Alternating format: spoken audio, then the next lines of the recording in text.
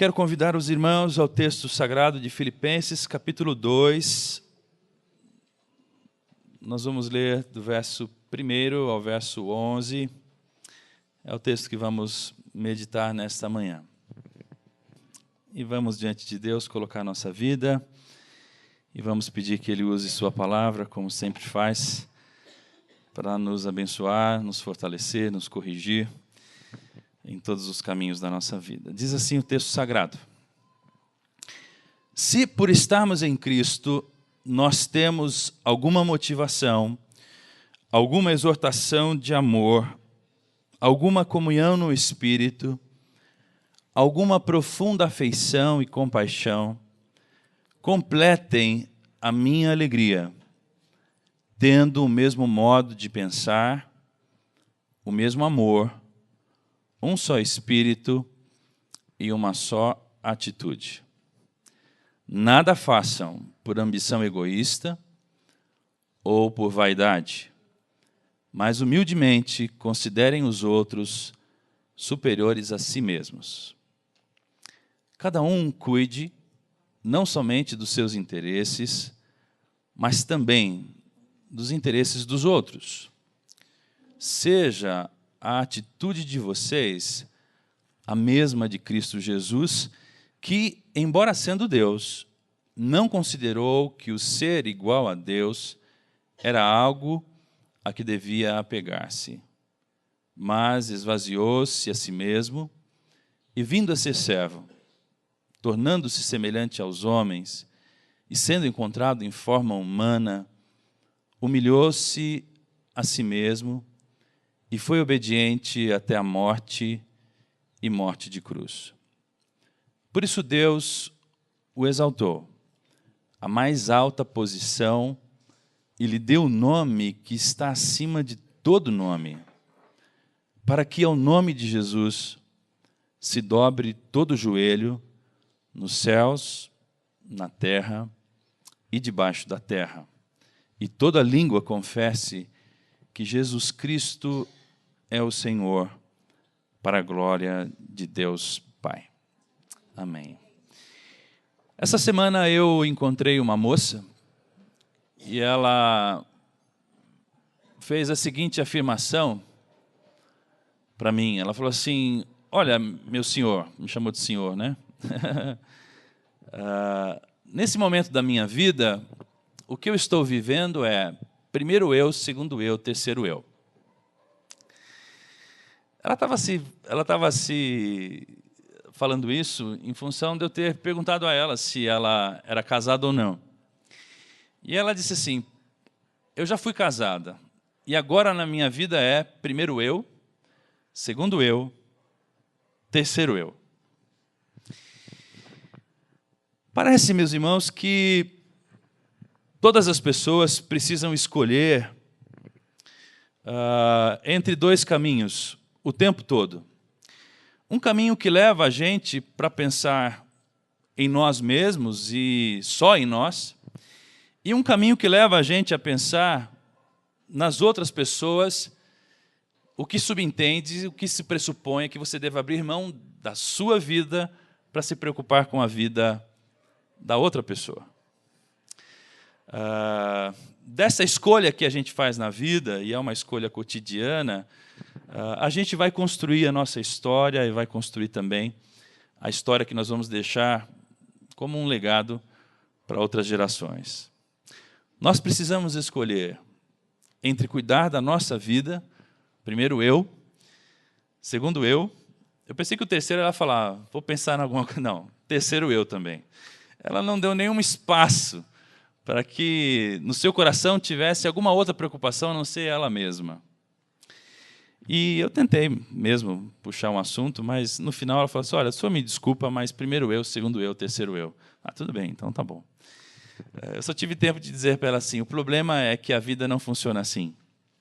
O problema é que nós não conseguimos ser felizes ou nos sentimos realizados pensando em primeiro eu, segundo eu, terceiro eu. A vida não foi feita para ser vivida para si mesmo. Em linguagem bíblica, a gente diz que o Espírito luta contra a carne, e todo aquele que deseja experimentar a vida plena deve negar o seu próprio ego, ou o seu próprio eu. Todo aquele que deseja experimentar a vida plena deve negar o seu próprio ego. Como discípulos de Cristo, nós nos entregamos à vontade de Cristo, depomos o nosso ego e somos chamados a fazer parte de um corpo que se ocupa uns com os outros, um corpo que se ajuda mutuamente, que se constrói mutuamente, um corpo que se movimenta, que reage de acordo com a orientação que recebe da cabeça desse corpo. Então, nós entregamos a nossa vida a Jesus e, a partir desse instante, nós somos colocados não mais numa vida de indivíduos, mas numa realidade comunitária. Por isso que, ao orar, Jesus nos ensina a orar dizendo assim: Pai nosso que está no céu. Ainda agora pela manhã, conversávamos sobre as canções do nosso tempo, que enfatizam demais a questão do eu. O meu Deus fará por mim. Né? O meu Deus dará vitória para mim. As canções parecem que já estão impregnadas com esse egocentrismo, com essa coisa do homem estar no centro do universo e até Deus está à disposição dele. Não é? Nós não cantamos mais hinos que falem da nossa fé na terceira pessoa do plural. Isso parece que tem a ver com o tempo que nós estamos vivendo. Talvez você já tenha feito parte de alguma equipe esportiva, uma organização, uma congregação, um pequeno grupo, que tenha se caracterizado por um profundo senso de comunhão e de unidade. Eu tirei essa fala aqui do estudo do pequeno grupo da semana retrasada. Você deve ter percebido como é legal isso, não é? Imagina você fazer parte de um grupo que tem uma sinergia muito grande, um grupo que está empolgado. Você vai perceber que você é muito mais forte fazendo parte desse grupo do que vivendo sozinho, isolado dele. Pensa numa família, por exemplo, onde todos estão a serviço uns dos outros. Como que você vence as dificuldades da vida se você tem uma família que está unida? É muito diferente quando, no seio da família, há muito individualismo. Cada um está preocupado com si mesmo, consigo mesmo, e não liga para os outros. Se você não tem essa experiência da coletividade positiva, pensa por um instante na negatividade, então. Você consegue se lembrar de alguma situação onde o egoísmo estava imperando e aí houve uma separação dolorosa, por exemplo, num casamento? Uma das frases que a gente acaba ouvindo vez por outra é: cansei do meu casamento, pastor, decidi ser feliz. Eu decidi ser feliz. E aí, então, larga-se o casamento e parte-se em busca da felicidade. Existe uma expressão, eu não sei quem é que cunhou essa expressão, chamada de ego trip, né? Uma viagem a partir do seu próprio ego, a partir da sua própria vontade, e você entra nessa coisa louca de viajar em si mesmo. Eu acho que é uma viagem muito mais parecida com viajar na maionese, mas, enfim, tem gente que faz essa escolha aí o tempo todo. A carta que nós acabamos de ler, meus irmãos, é a carta de Paulo à igreja de Filipenses.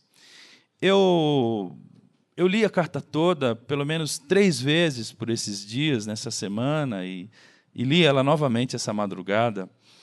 E o que você encontra no pano de fundo desse texto é uma relação de amor entre o apóstolo e a igreja que ele mais se identificou.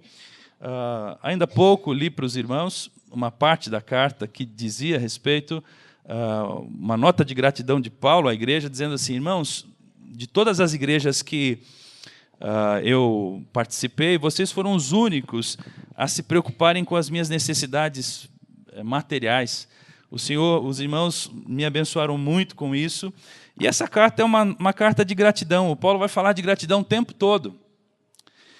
No capítulo 1, ele fala disso. Olha lá, versículo 3. Agradeço ao meu Deus toda vez que lembro de vocês Em todas as minhas orações em favor de vocês, sempre oro com alegria, por causa da cooperação que vocês têm dado ao Evangelho. O Paulo entende que a cooperação financeira dada a ele, na forma de bens, não é? É uma cooperação dada ao Evangelho, desde o primeiro dia até agora. E aí o Paulo vai falando, apesar da situação que ele está vivendo, ele tem uma profunda saudade dos irmãos, ele está em Roma, está preso no cárcere, e é do cárcere que ele escreve essa carta de gratidão à igreja em Filipos. Mas o Paulo percebe, meus irmãos, que há um perigo rondando a igreja. O Paulo percebe que há a possibilidade de algumas pessoas na igreja entrarem numa ego trip, entrarem numa viagem egoísta. O Paulo está querendo dizer assim, irmãos, diante de tudo que nós já recebemos do Evangelho, nós temos que matar o egoísmo. Nós temos que frear essa fome que nós temos por natureza humana, de querer que as coisas sejam feitas do nosso jeito, para o nosso gosto e para nos satisfazer. O Paulo discretamente vai dizer que na igreja não há espaço para isso. Na igreja, nas relações entre nós, não há espaço para egos inflados. Ele sabe que há alguns problemas, ele dá algumas dicas disso. Esse texto que acabamos de ler, o capítulo 2, do verso 1 ao verso 4, é uma prova disso. Ele percebe que há alguns problemas dessa natureza, de egoísmo, vaidade, na igreja. Mas também, adiante, ele vai falar sobre duas irmãs bem conhecidas na história, Evódia e Sintique. Capítulo 4, versículo 2, eu rogo que Evódia e Sintique vivam em harmonia no Senhor. Parece que ele sabe que elas tinham algumas desavenças entre elas. E ele dá essa nota aqui rapidinho. Sim, peço a você, falando a Timóteo, meu fiel companheiro de jugo, que as ajude, pois elas lutaram ao meu lado na causa do Evangelho, e é estranho agora ver que elas estão de mal uma com a outra, elas não estão muito bem. O Paulo está preocupado que o egoísmo ganhe espaço no seio de uma igreja que ele ama tanto e uma igreja que tem desfrutado a verdade do Evangelho. Então, meus irmãos, é sobre isso que quero falar nessa manhã. Veja como eu estou bem, né? Trocando a noite pelo dia. Vamos falar um pouco sobre o perigo do egoísmo e como é que a gente lida com esse egoísmo. O Paulo está nos dando uma grande receita para nós lidarmos com esse veneno que pode contaminar a nossa igreja, mas especialmente a nossa vida, a nossa família, especialmente os nossos relacionamentos. Então, essa palavra serve para um tanto de áreas da nossa vida onde o egoísmo pode estar se infiltrando. Precisamos perceber quando isso está acontecendo, de que forma isso acontece e como é que nós combatemos isso. O verso 1, o Paulo diz assim, se por estarmos em Cristo, nós temos alguma motivação, alguma exortação de amor, alguma comunhão no Espírito, alguma profunda afeição e compaixão. Na minha leitura, o Paulo está dizendo assim, nós estamos em Cristo. Se por estarmos em Cristo, na prática, isso quer dizer, nós estamos em Cristo, e porque nós estamos em Cristo, alguns teólogos mais preocupados com a gramática do texto, vão dizer que essa expressão, se por estarmos em Cristo, deveria ser traduzida, visto que estamos em Cristo. Visto que estamos em Cristo, nós temos, e aí o Paulo vai dizer o que é que nós temos porque nós estamos em Cristo. Em Efésios 2, o apóstolo Paulo nos ajuda a entender isso. Veja o que ele diz em Efésios 2, versos 11 e 13. Diz assim, portanto, lembrem-se de que anteriormente vocês eram gentios por nascimento e chamados incircuncisão pelos que se chamam circuncisão. Paulo está falando daqueles do povo judeu que nos chamavam os cristãos de incircuncisos, não pertencentes ao reino de Deus. Feita no corpo por mãos humanas. E naquela época vocês estavam sem Cristo, separados da comunidade de Israel, sendo estrangeiros quanto às alianças da promessa, sem esperança e sem Deus no mundo.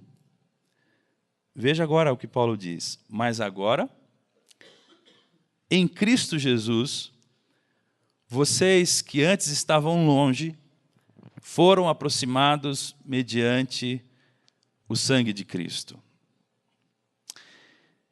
Pense por um instante em tudo o que Cristo significa para você.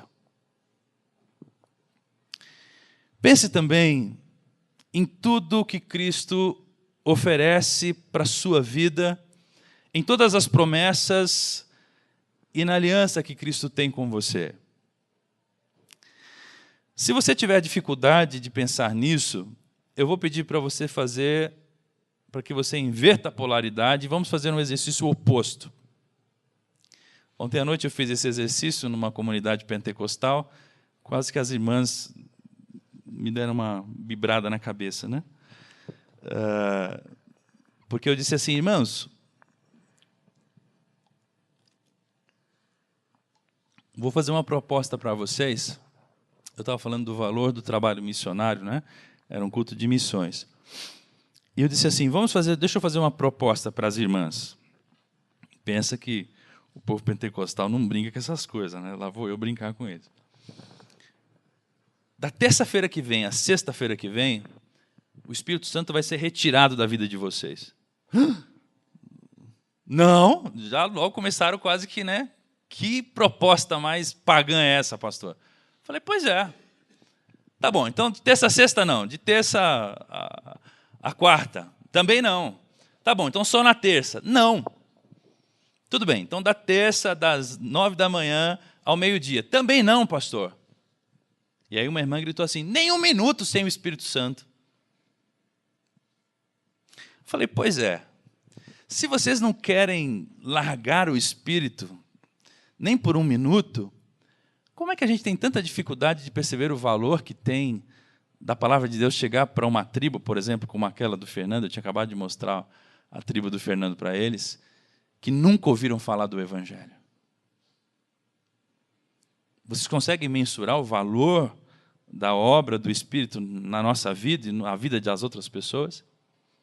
Por isso que missão é importante. Mas voltando para cá. O Paulo está dizendo assim, irmãos, nós estamos em Cristo.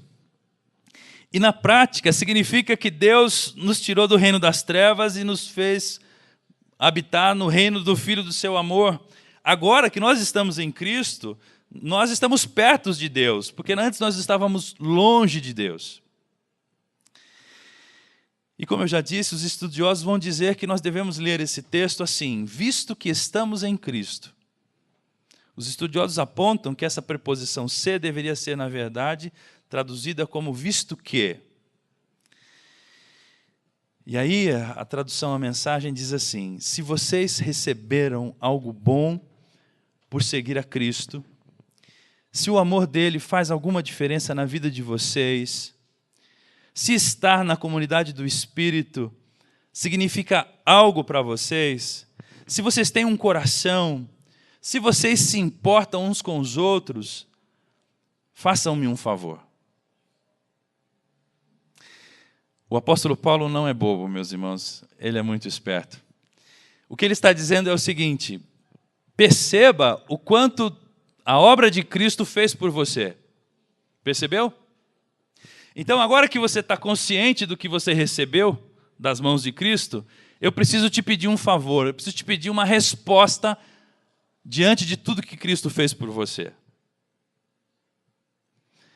Ele enumera aqui algumas coisas que nós recebemos. Se por estarmos em Cristo, ou uma vez que estamos em Cristo, temos motivação, quanta motivação você recebe? Temos alguma comunhão no Espírito? Como é a sua experiência de comunhão com o Espírito Santo? Quão valioso é isso para você? Se por estarmos em Cristo temos uma profunda afeição e compaixão, como é para você se sentir parte da vida de alguém e perceber que a sua vida faz parte da vida de uma outra pessoa? Quanto vale para você essa relação da comunidade do Espírito Santo? É maravilhoso, não é? A gente fica um tempo sem partilhar disso, a gente sente muita falta. E a gente percebe o quanto nós estamos ligados uns aos outros por estarmos em Cristo. Qual a importância desses privilégios? Como a gente pode explicar a importância desses privilégios, a presença do amor na nossa vida e entre nós, a presença do Consolador no meio de nós, a transformação do nosso ser e a importância dos nossos irmãos e da vida que nós temos juntos? Como é que a gente pode mensurar isso? O Paulo, meus irmãos, está dando ênfase naquilo que é bom. Ele quer que a experiência de viver relacionamentos saudáveis ganhe ênfase e notoriedade. Preste atenção no que Deus te deu. Observa o que Deus te deu quando Ele te deu Cristo na cruz do Calvário e perceba como que a vida de Jesus foi derramada sobre a sua vida e agora você está imerso nesse ambiente, nesse movimento do Espírito, nessa comunidade do Espírito, nessa comunidade da fé. Perceba isso. E agora ele faz o pedido. Eu falei para vocês que o Paulo não era bobo, né? Ele diz assim: completem minha alegria. Meus irmãos, parece que o Paulo está dizendo assim: eu tenho duas alegrias. Uma alegria foi trazer o Evangelho a vocês e poder traduzir para vocês toda a grandeza do mistério de Jesus Cristo crucificado. E essa grandeza do Evangelho foi o patrimônio que eu ofereci a vocês. Essa é a minha primeira alegria. Mas se isso não se traduzir numa relação vertical, aliás, horizontal, entre você e os seus irmãos, a minha alegria não pode ser completa. Eu estou muito feliz porque vocês encontraram a Deus. Essa igreja foi uma igreja que o próprio Paulo organizou. Eu estou muito feliz porque vocês estão numa relação de bênção com Deus, de aliança com Deus, e do Evangelho vocês recebem inúmeras coisas. Mas vocês precisam complementar a minha alegria. E como é que ele pede que a gente faça isso?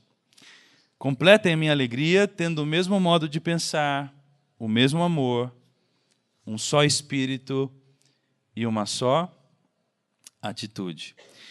A mensagem diz assim: façam-me um favor, concordem um com o outro, amem um ao outro, sejam amigos de verdade. Que pedido mais lindo, né, meus irmãos? E nem é tão difícil assim, é? Será que é tão difícil assim? Tem coisa mais triste do que perceber ou encontrar uma igreja onde as pessoas estão se mordendo umas às outras? Tem coisa mais triste do que isso? Não tem. O Paulo está dizendo: irmãos, se por estarmos em Cristo temos tudo isso que Ele nos deu, por favor, completem a minha alegria. Vocês devem ter o mesmo modo de pensar, o mesmo amor, um só espírito e uma só atitude. Alguém já disse que toda unanimidade é burra. Já ouviu essa expressão? Toda vez que tem muita unanimidade, isso é uma grande burrice. Parece que o apóstolo Paulo está caminhando na direção contrária a essa afirmação, a esse dito popular aí. Paulo está certo de que a obra de Cristo, ela sim é capaz de promover essa sinergia, essa unanimidade de pensamento, de atitude, de intenção no Espírito, por causa do amor que foi derramado sobre nós. O apóstolo Pedro tem a mesma certeza que Paulo. Olha o que o Pedro diz: agora que vocês purificaram a vida de vocês pela obediência à verdade, visando o amor fraternal e sincero, amem-se sinceramente uns aos outros de todo o coração. E a versão, a mensagem que eu li aqui outro dia, também deixa isso muito claro para nós. Acima de tudo, amem-se uns aos outros como se a vida de vocês dependesse disso. O amor resolve praticamente qualquer situação. Em outras palavras, o Evangelho chega até nós, a nossa relação com Deus é restabelecida, nós estávamos distantes, éramos incircuncisos, vivíamos alheios às promessas de Deus, mas agora tudo isso nos foi dado. Uma herança nos foi dada, uma vida nos foi dada, uma vida nova nos foi dada. Só que agora o nosso coração deve compartilhar essa mesma vida com os nossos irmãos. Devemos dar aos outros o direito de nos influenciar e influenciarmos aos outros a partir da cabeça do nosso corpo, que é Jesus Cristo. Precisamos aprender a viver nessa comunidade da fé, nessa comunidade do Espírito. Isso vale para dentro de casa do mesmo jeito. O apóstolo João, eu acho que concordaria com Paulo e concordaria com Pedro também. João disse assim: sabemos que já passamos da morte para a vida porque amamos nossos irmãos. Quem não ama, permanece morto. O João sabe que só quando a gente responde a Deus com amor é que nós nos sentimos verdadeiramente vivos e que a gente de fato está vivo. Porque se a gente diz que ama a Deus e não ama o nosso irmão, a gente está totalmente enganado e a gente permanece morto. Vamos seguir. Versículo 3. O Paulo diz assim: nada façam por ambição egoísta ou por vaidade, mas cuidem, humildemente, considerem os outros superiores a si mesmos. O Paulo está dizendo: nada de ego, meus irmãos, nada de ego. Nada façam por ambição egoísta ou por vaidade. O egoísmo é um adversário do amor.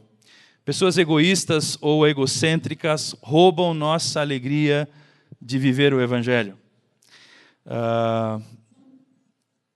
O grande problema de lidar com pessoas egoístas é que elas nos coisificam.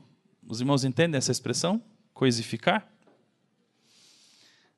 As pessoas egoístas nos transformam numa coisa. Então é assim, você se relaciona com a pessoa e você percebe que ela só aceita você e ela só está se relacionando com você por causa daquilo que você está oferecendo para ela. Você é uma coisa boa para ela. E ela olha para você te coisificando. E pessoas egoístas têm esse potencial, porque elas acabam abusando da gente. Elas sugam a energia que a gente tem. Pessoas egoístas são como um bicho come que só pensa em si mesmo. Você existe para ela enquanto você a serve a ela, enquanto você faz bem para ela. O egoísta não pensa em você, não está na relação para doar para você, está na relação para receber de você para ele, e ele não tem nada para te oferecer de volta, porque o mundo dele é mais importante do que o seu mundo. Ele não liga para você, você é uma coisa, não é uma pessoa. A parte B do verso 3 diz assim: mas humildemente considerem os outros superiores a si mesmos. Algumas pessoas precisam diminuir as outras pessoas para se sentirem bem. Os egoístas normalmente são assim. Eles precisam mostrar superioridade, considerar alguém maior do que eles mesmos. Isso é impossível para um egoísta. E aí a gente tem assim uma expressão, essas pessoas normalmente estão sempre julgando e fazendo comparação entre quem é melhor, quem é pior. Parece que o Paulo está dizendo: vocês precisam agir com humildade e considerar os outros superiores a vocês mesmos. Porque os egoístas, aqueles que são vaidosos, não fazem isso. Eles estão sempre percebendo quem é que é melhor do que eu, quem é que tem mais do que eu. Fulano compra alguma coisa, é porque fulano tem e eu não tenho. E ficam se comparando o tempo todo, e isso é fruto do ego.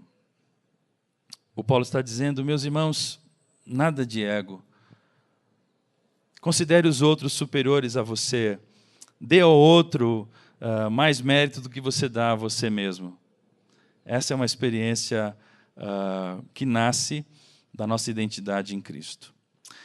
O verso 4, Paulo vai dizer assim, cada um cuide não somente dos seus interesses, mas também dos interesses dos outros. A pergunta que eu me fiz é cuidar de quem? Cuidar de quem? Cada um cuide não somente dos seus interesses, mas também dos interesses dos outros. A versão A Mensagem vai dizer assim, esqueçam-se de vocês o suficiente para estender a mão e ajudar. Quando nós conversamos... Subir a chupacana não dá, né? Quando nós conversamos sobre esse texto no grupo pequeno, nós terminamos o nosso encontro dizendo assim, de que formas essa semana a gente pode se preocupar com a vida de alguém? De que forma essa semana a gente pode cumprir isso aqui que o Paulo está dizendo?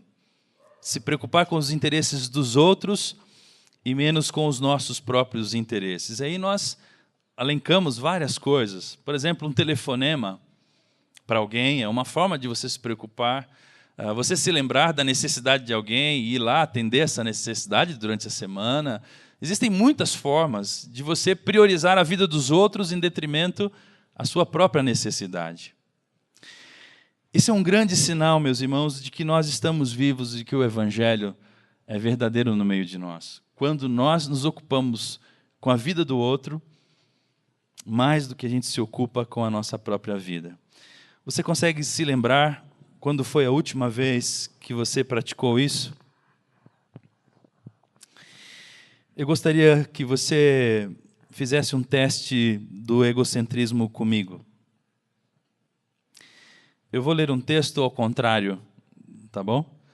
E se esse texto descrever você de alguma forma, você ficou no teste do egocentrismo. Olha só.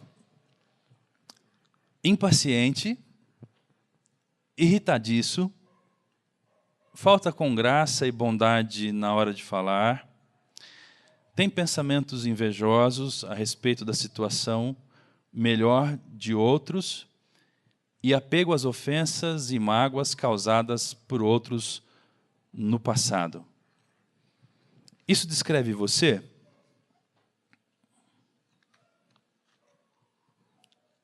De alguma forma? Não precisa responder, não. É uma pergunta retórica, né? Às vezes isso me descreve. Ou parte disso me descreve, pelo menos. Eu estou lendo 1 Coríntios 13, verso 4 e 5 às avessas. Olha o que diz 1 Coríntios 13, 4 e 5, do lado certo. O amor é paciente, o amor é bondoso, não inveja, não se vangloria, não se orgulha, não maltrata, não procura seus interesses, não se ira facilmente, não guarda rancor. Logo, o oposto disso é o oposto do amor, ou seja, o amor a si mesmo, o egoísmo. A falta de paciência, a falta de tolerância, a falta da graça e de bondade na hora de falar, pensamentos invejosos, o apego às ofensas das pessoas e às mágoas do passado causado por outras pessoas. Todos esses sintomas dizem que o ego ainda está bem vivo dentro de você, ou ele pode estar vivo dentro de você em alguma medida. Voltando para o texto de Filipenses, O apóstolo Paulo, no mesmo capítulo 2, no verso 21, ele diz assim: pois todos buscam os seus próprios interesses e não os de Jesus Cristo. Ele está falando isso em relação a Timóteo. Veja o versículo 20. Não tenho ninguém que, como ele, tenha interesse sincero pelo bem-estar de vocês, pois todos buscam seus próprios interesses e não os de Jesus Cristo. Veja a correlação entre o verso 4 e o verso 21. No verso 4, Paulo está dizendo assim: cada um cuide não somente dos seus interesses, mas também dos interesses dos outros.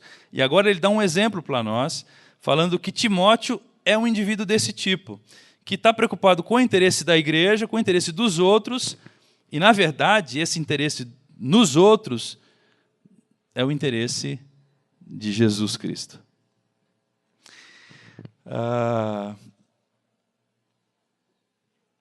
Cuidar do interesse do outro é cuidar do interesse de Cristo. Eu volto a perguntar aos irmãos, como é legal a gente receber uma ligação, não é? Como é legal a gente receber uma mensagenzinha. Como é legal a gente receber um bilhetinho. E para nós que somos aqueles que têm a linguagem do amor da palavra, de afirmação, como é legal ouvir uma palavra de afirmação. Alguma coisa que nos diga que alguém se importou com a nossa agenda. Parou a sua agenda e foi lá e pensou na nossa agenda. Por isso ligou, por isso escreveu, por isso mandou a mensagem. Cuidar dos interesses dos outros é cuidar dos interesses de Cristo. Agora, meus irmãos, o Paulo pega pesado e ele, por assim dizer, vai chutar o pau da barraca de vez por todas. Veja aí o verso 5 ao verso 11, o que o Paulo vai dizer. Irmãos, se na nossa relação pode faltar alguma coisa desse tipo, algum exemplo, eu preciso que vocês olhem agora para o modelo definitivo de ser humano. Eu preciso que vocês olhem para Jesus. E aí o Paulo diz como é que Jesus faz isso. O Paulo nos explica como é que isso acontece na nossa relação com Cristo. Veja aí, verso 5 ao verso 11. Seja a atitude de vocês a mesma de Cristo Jesus. Tem algumas outras versões que não trazem a palavra atitude. Você tem essa versão aí? Sentimento? Tem uma palavra assim? Lê, por favor, irmã, a sua versão. O verso 5.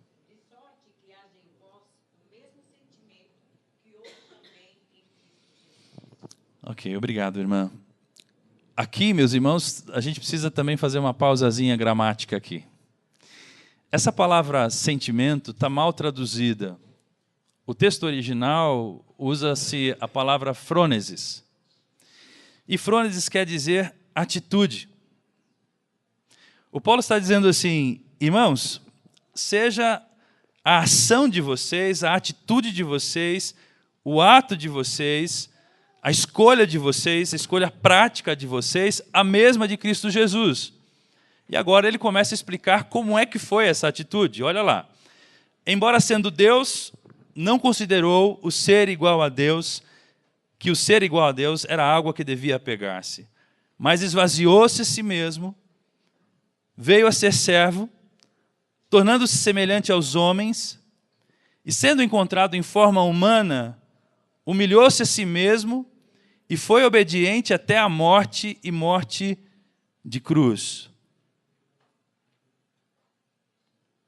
Se nós estávamos falando de não fazer as coisas por ambição egoísta ou por vaidade, se nós estávamos falando de se é que nós temos em Cristo motivação, exortação, completem a minha alegria, tendo o mesmo modo de pensar, nós estamos falando de ter o mesmo modo de pensar, um só amor, um só Espírito. Se nós estamos falando dessas coisas, agora vem Jesus. E o que ele faz? Se já estava difícil para nós assim abrir mão de algumas coisinhas, agora vem Paulo e fala assim, bom, o modelo é esse. ele, embora sendo Deus, abriu mão de tudo. Ele se esvazia a si mesmo. Ele vem a ser servo. Grave bem essa palavra, servo. Ele se torna semelhante aos homens. E encontrado na forma humana, ele humilha-se a si mesmo e é obediente até a morte e morre uma morte de cruz. O verso 9 vai dizer: por isso Deus o exaltou à mais alta posição e lhe deu o nome que está acima de todo nome, para que ao nome de Jesus se dobre todo o joelho nos céus e na terra e debaixo da terra, e toda língua confesse que Jesus Cristo é o Senhor, para a glória de Deus Pai. Amém. A pergunta que eu me fiz é: aonde eu encontro poder para viver assim?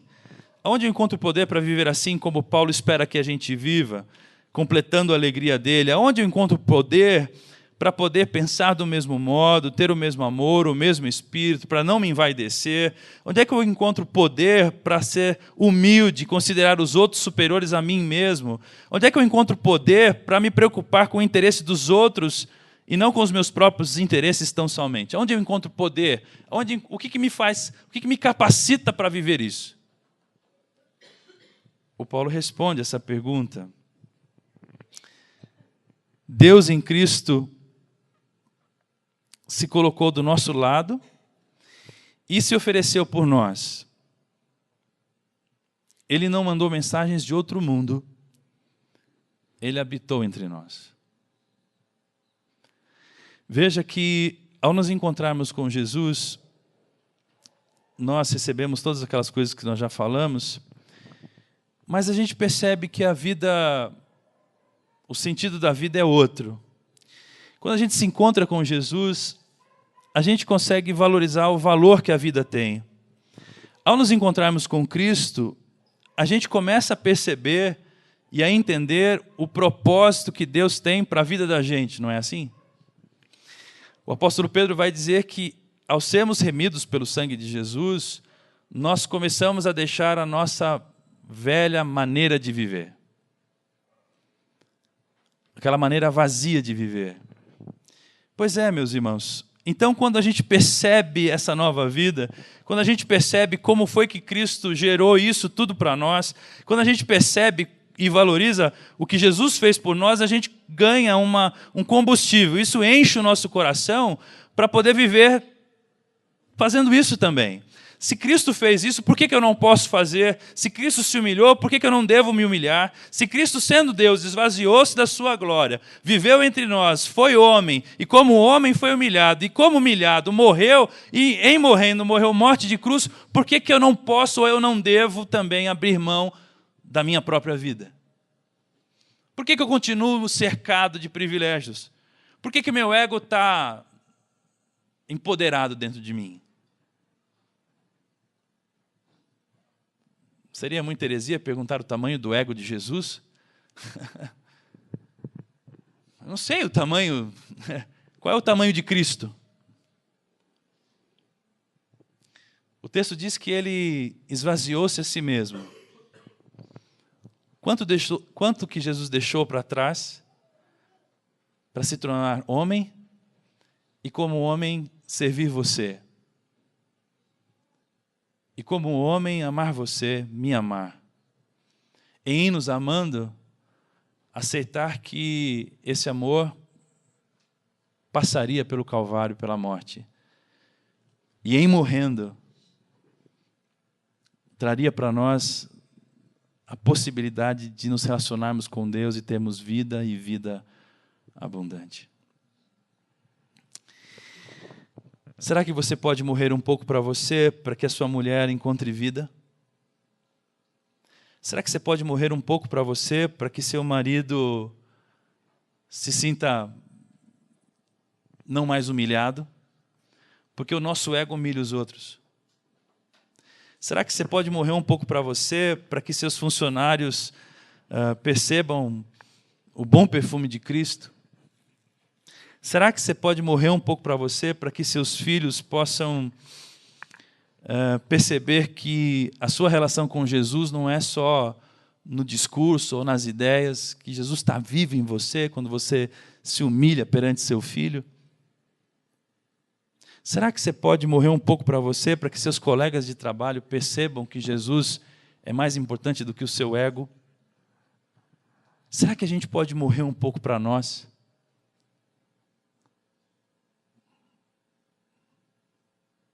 Os irmãos estão entendendo essa palavra? À medida que nós morremos, a vida de Cristo se manifesta.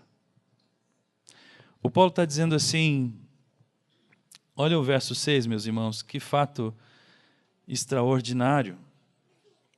Embora sendo Deus, não considerou que o ser igual a Deus era algo a que devia apegar-se. Jesus não pensou em si mesmo. Jesus pensou em nós. Diante da possibilidade de nos amar e de nos redimir, não tem nada importante, tão importante quanto isso. Diante da possibilidade de amar, de salvar, não tem nada que eu não possa deixar para trás. E o que Jesus tinha para deixar para trás? Do que é que ele se esvaziou? Do quanto ele deixou para trás? Para poder estar conosco e morrer em nosso lugar. Eu acho que é um pouco mais do que a gente não quer abrir mão, não é? É um pouquinho mais do que a gente tem, não é? Viu o modelo? O Paulo pegou pesado, irmãos.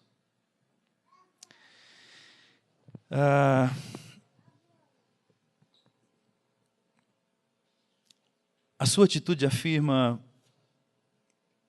eu não posso manter os meus privilégios para mim próprio. Tenho que os usar para os outros. E para fazer isso, eu me coloco alegremente ao lado do outro e pago o preço que for necessário. Irmãos, depor o ego é sinônimo de pagar o preço. Você não precisava passar por isso, mas você escolhe passar por isso. Você não precisava se humilhar, mas você escolhe ficar quieto. Você escolhe não responder. Você escolhe se vulnerabilizar.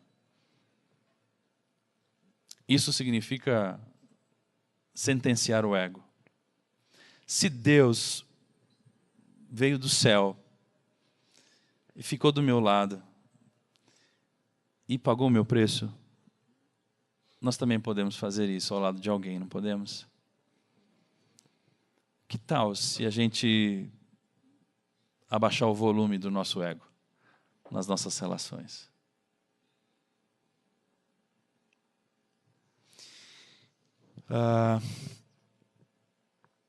Eugene Peterson, a respeito desse texto, disse o seguinte, e o caminho para o final. A descoberta e a compreensão disso, da obra de Jesus, ele está se referindo à obra de Jesus, define o que nós chamamos de boas notícias. As boas notícias são Deus compartilhando de si mesmo, generosa e graciosamente para mim. Perceba que o quanto mais você compreender do que Deus fez por você, o quanto mais você tem poder para se oferecer ao outro. Quanto mais você percebe o que Deus fez por você, a grandeza e a graciosidade do que Deus fez por você, mais poder você tem para poder sufocar, para poder subjugar o seu ego. É uma regra de proporcionalidade. Parece, meus irmãos, que o segredo para nós sentenciarmos e calarmos a voz do nosso ego não é vestir uma roupa de vítima e dizer ninguém me quer, ninguém me ouve, todos me humilham, todos são egoístas, enfim, não é ficar sofrendo debaixo de egos tiranos. Parece que o segredo é a gente vestir a roupa de Jesus, que é a roupa de servo. Assuma o seu lugar de servo. Se o Filho de Deus veio a esse mundo e passou pelo que passou e se humilhou, você também pode se humilhar. Ah, mas o meu ego não permite. Ah, o meu pavio é muito curto. Ah, eu não suporto isso. Se é assim, eu vou embora. Se é assim, não quero mais. Tire sua roupa de vítima. Ponha uma túnica de servo. Vista a roupa de servo. Essa era a roupa que Jesus vestia.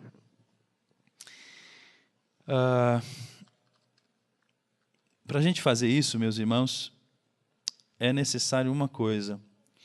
Não está aqui no texto, mas é fundamental que a gente saiba exatamente quem nós somos, filhos e filhas amadas por Deus, e é isso que importa.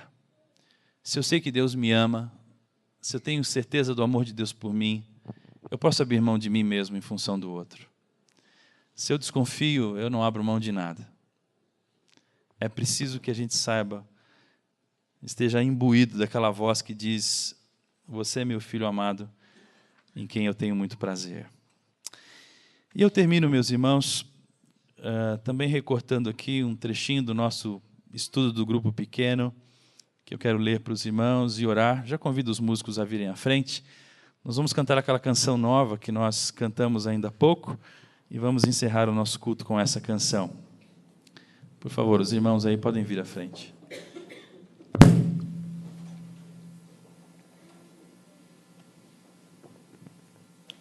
Presta atenção em mim, como diria o pastor Ronaldo Lidório. Presta atenção em mim. Eu quero ler isso aqui para o teu coração. Goste-se ou não, a verdade é que somos capazes, ou melhor, somos cartazes ambulantes do Evangelho. As pessoas formam opiniões sobre Cristo e tiram conclusões a respeito de nossa fé com base em nossa maneira de viver e de nos relacionarmos com elas. Imagine o perigo que é os cristãos se afirmarem novas criaturas e seguirem com os velhos rancores de sempre. Ou então, anunciarem que são a comunidade em que Deus habita e, no entanto, manterem relacionamentos caracterizados pelo egocentrismo e pela divisão. Paulo sugere que essa desunião é consequência de insegurança e imaturidade espiritual. Somente quando abraçamos de fato os infinitos recursos providos por Cristo é que encontramos a capacidade de deter nossa avidez egoísta por coisas menos importantes. Estando seguros nele, somos livres para focar o próximo. Essa abnegação deixa o mundo em choque.